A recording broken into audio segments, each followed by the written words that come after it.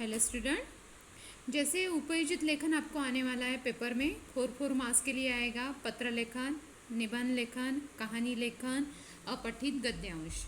अब इसके माध्यम से आपको करना क्या है, और जैसे अब पत्र लेखन, निबंध लेखन, कहानी लेखन में जो टॉपिक बताए जा रहे हैं वो टॉपिक भी मैं आपको बताती हूँ। जैसे मेरा प्रिय मित्र, एक आपको मैं 2 टॉपिक समझा के देती हूँ। मैं मेरा प्रिय मित्र या प्रिय नेता। अब इसके माध्यम से यही आपको आएगा, ऐसा नहीं है, इसके अलावा भी आपको कुछ भी आ सकता है।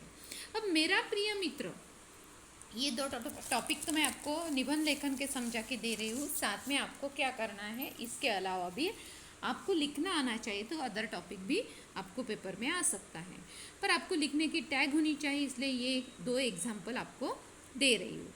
अब मेरा प्रिय मित्र, विद्यालय में मेरे कई मित्र हैं, जैसे आपके सबके बहुत सारे मित्र होते हैं। उनमें से सबसे प्रिय मित्र आपका कोई भी है, उसका नाम लिखना है आपको। वह कौन सी कक्षा में पढ़ता है वो लिखना है। अब आप और आपका दोस्त दोनों साथ मिलकर विद्यालय में जाते हैं, साथ साथ घर में घर लौटते हैं। हम हर रोज़ साथ बैठकर यानी पढ़ाई करते हैं।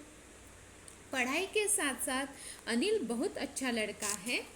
वह हमेशा कैसे रहता है, साफ सुथरा। वह पढ़ाई में तेज है। जो आपका दोस्त है वो पढ़ाई में तेज है। खेल कूद में भी वह सबसे आगे या सबसे अच्छा है। वह हमारी कक्षा का मॉनिटर है, यानी वो कक्षा भी संभाल लेता है। कक्षा के सब विद्यार्थी उसे चाहते हैं और सभी अध्यापक भी प्रिय छात्र मानते हैं अनिल को। अनिल कभी किसी से झगड़ा नहीं करता। वह सबसे कैसे रहता है, मिलजुल कर। वह समय और साथ में हमेशा दूसरों की मदद करता रहता है। अनिल जैसा मित्र पाकर जैसे मैं अपने आप को भाग्यशाली समझता हूँ।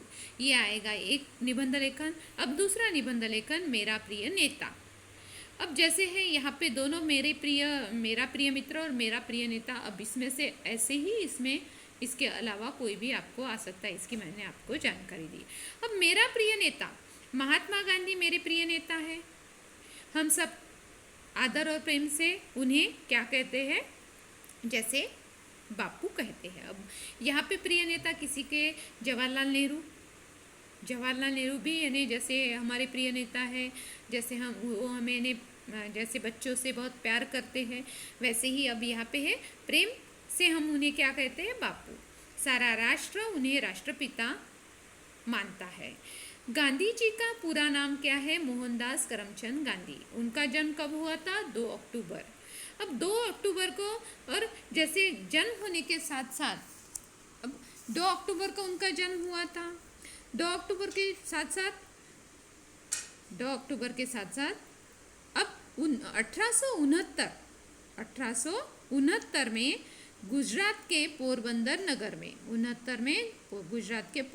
नगर में उनका जन्म हुआ था। गांधी जी बचपन से ही क्या थे, सच बोलने वाले थे या आग्रह रखते थे। वे न्याय का कड़ा विरोध करते थे। गांधी जी जाति पाति के भेदभाव को नहीं मानते थे। वे हमारे देश के महान नेता थे। उनका जीवन बहुत ही सरल और सादा था।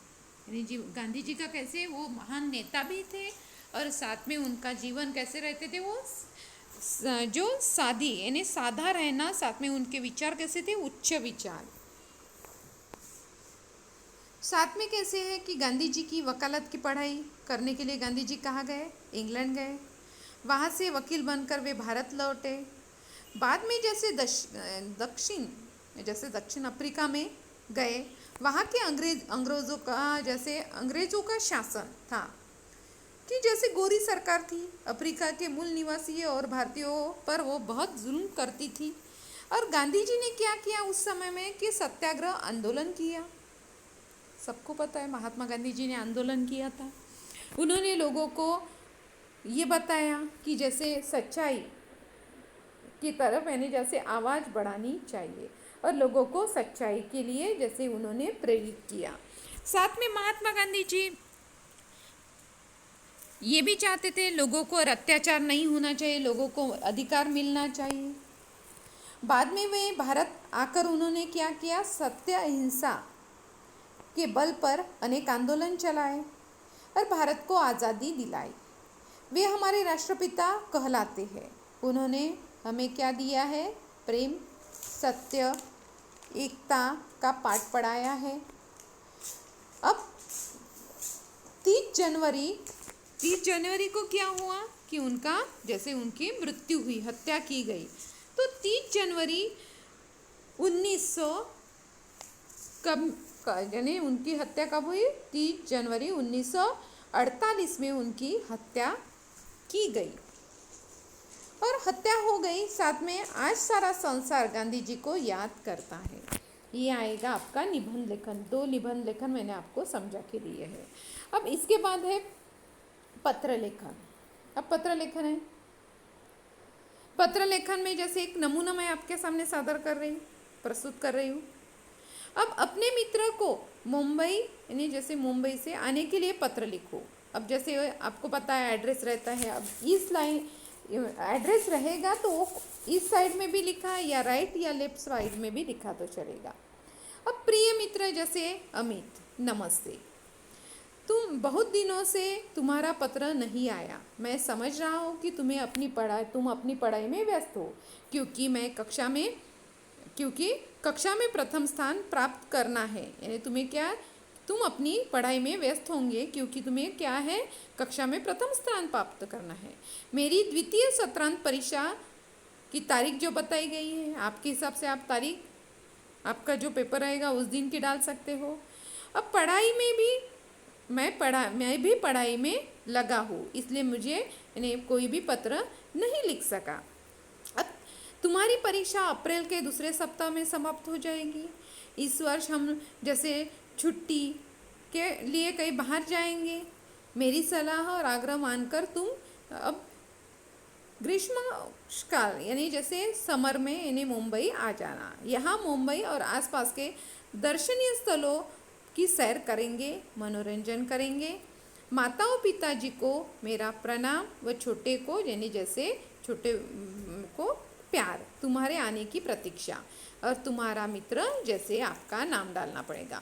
अब ये हो गया पत्र लेखन। अब पत्र लेखन ऐसे ही आपको इसी टॉपिक के अनुसार नहीं आएगा, कोई भी टॉपिक ऐसा भी हो सकता है कि आपके मित्र का जन्मदिन है और या आपका जन्मदिन है और आपने आपके मित्र को बुलाया है जन्मदिन पर, या ऐसा भी हो सकता है कि आपके मित्र ने आपको अब जन्मदिन पे बुलाया होगा, या आपकी बहन जैसे परीक्षा में प्रथम क्रमांक प्राप्त करके आई है तो आपको पत्र लिखना है। इस माध्यम से भी आपको पत्र लिखना पड़ेगा। सिर्फ माध्यम बदल जाएगा, पत्र का जो नमूना बताया गया है वो ऐसा ही आएगा। अब जैसे बड़े हैं तो बड़ों के लिए आदरणीय होगा, आदरणीय डालना पड़ेगा। साथ में जो छोटे हैं उन्हें क्या डालते हैं हम, प्रिय, और जैसे अपना मित्र है उसे भी प्रिय ही डालेंगे। उसके बाद है गद्य यानी जैसे गद्य खंड, अपठित गद्यांश आ जाएगा। अपठित गद्यांश के साथ साथ आपको क्या आ जाएगा, जैसे ये आ जाने के बाद जैसे गौतम बुद्ध ने अभी ये पैसेज पढ़ना पड़ेगा। अब इस पैसेज के माध्यम से आपको क्वेश्चन के आंसर लिखने पड़ेंगे। अब क्वेश्चन के आंसर लिखते समय आपको ये ध्यान में रखना है, क्वेश्चन के आंसर लिखते समय आपने अब गौतम बुद्ध ने कौन सा संदेश दिया, गौतम बुद्ध ने कौन सा संदेश दिया। अब सबसे पहले आपको पैसेज पढ़ना पड़ेगा तो ही आपको समझ में आ जाएगा कि गौतम बुद्ध जी ने यानी कौन सा संदेश दिया था। तो उन्होंने कौन सा संदेश दिया था, जैसे शांति से रहना, स्नेह से रहना। साथ में ऐसे है गौतम बुद्ध का जीवन कैसा था। अब उनका जीवन कैसा था तो ये आपको इसी पैसेज के माध्यम से आपको समझ में आ जाएगा। आप पैसेज पढ़ोगे तो जैसे यहाँ पे आपको जैसे गौतम बुद्ध का जीवन कैसा था तो यहाँ पे ही है कैसा था, तो वो उनके विचार कैसे थे ऐसा भी आ सकता है। विचार और वाणी कैसी थी ये भी आ सकता है। तो विचार और वाणी भी यहीं पे है, सिर्फ आपको क्या करना है, पैसेज पढ़ना है। साथ में प्रस्तुत यानी जैसे इस खंड काव्य को हम क्या नाम दे सकते हैं, अब जैसे है यहाँ पे आया हुआ है, बताया गया है। अब इसे नाम देने के लिए बहुत ज़्यादा सोचने की ज़रूरत नहीं है। आपके सामने अपठित गद्यांश दिया गया है, आपने पैसेज पढ़ा है। पैसेज पढ़ने के बाद गद्य खंड को आपको जैसे शीर्षक देना है। तो गद्य खंड में किसका उल्लेख किया गया है? जैसे गद्य खंड में गौतम बुद्ध जी का यानी जैसे वर्णन किया है। तो प्रस्तुत गद्य खंड का शीर्षक क्या आएगा? महात्मा गौतम बुद्ध, यह शीर्षक हो सकता है, ये ऐसे आएगा। अभी ये एक पैसेज जैसे आपको मैंने एग्जाम्पल के लिए बताया, ऐसे ही आपको पैसेज के माध्यम से ये बताना पड़ेगा। जैसे एक क्वेश्चन, लास्ट क्वेश्चन आपको समझ में नहीं आएगा, इसलिए मैंने ये आपको एक शॉर्ट फॉर्म में बताया कि जैसे महात्मा गांधी जी का कैरेक्टर होगा तो उसमें उस गद्य खंडों को हम क्या नाम देंगे? उस गद्य खंडों को हम जैसे महात्मा गांधी। अब नेहरू जी के जीवन पर होगा तो हम क्या देंगे? जवाहरलाल नेहरू। इस गद्य खंड का नाम जैसे जवाहरलाल नेहरू हो सकता है। तो ये आपको एक जैसे जानकारी के हिसाब से मैंने आपको बताया।